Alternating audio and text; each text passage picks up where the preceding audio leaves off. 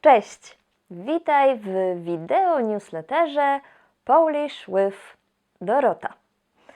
W dzisiejszej lekcji wideo mam dla Ciebie bardzo ciekawy temat. Jest to różnica między słowami słuchać, słyszeć i słychać. Te słowa są bardzo podobne.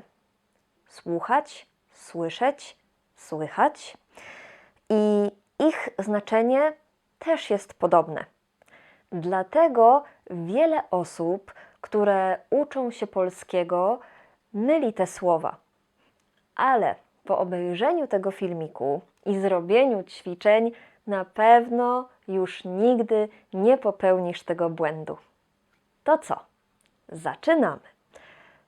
Słuchać to robić coś aktywnie z uszami. Na przykład słuchać muzyki albo słuchać radia, słuchać podcastu, słuchać nauczyciela. Po angielsku słuchać to znaczy to listen.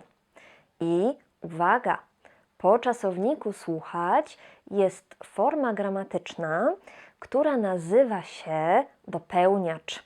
Dlatego mówimy słucham muzyki, słucham radia, słucham podcastu, słucham nauczyciela. To jest dopełniacz.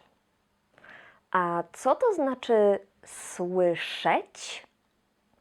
Jeśli mam zdrowe uszy, to słyszę różne rzeczy, nawet jeśli nie chcę.